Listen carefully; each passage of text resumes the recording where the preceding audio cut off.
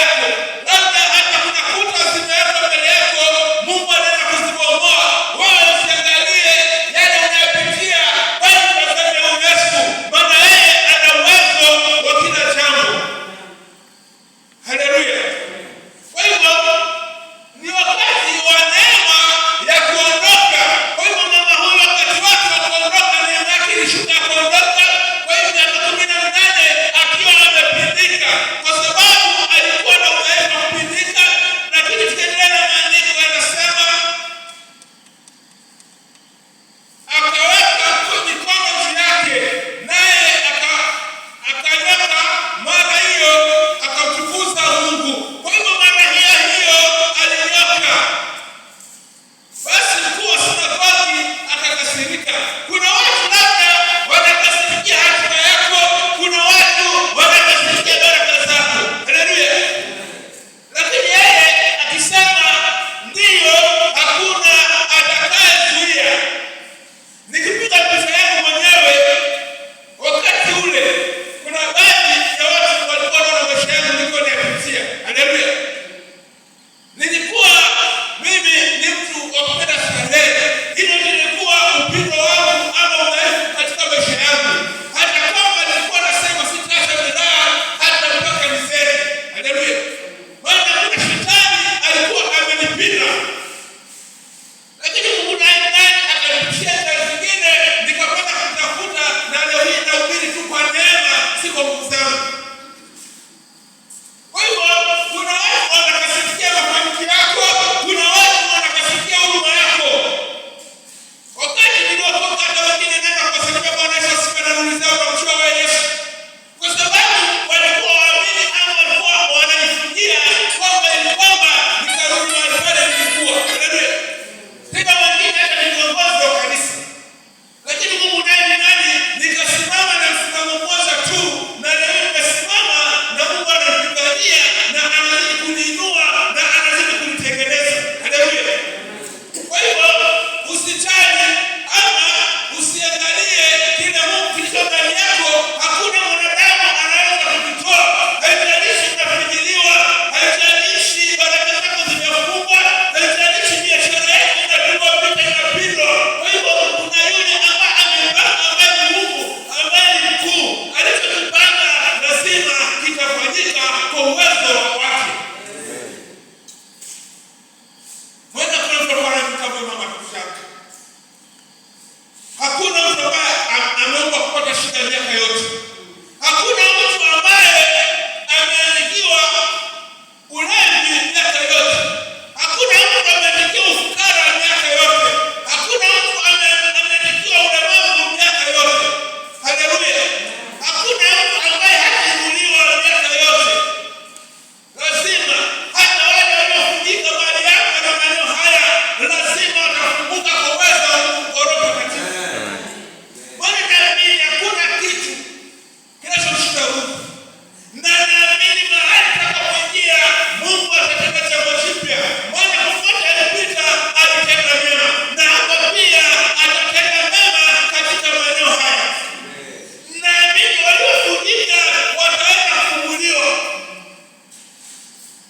Haleluya. Kwa hivyo haijalishi ni changamoto aina gani zilizoko maeneo haya. Haijalishi wamefungwa na madhabahu, haijalishi wamefungwa na laana, haijalishi wamefungwa na maagano, wanaenda kufunguliwa. Mungu anaenda kutenda jambo jipya.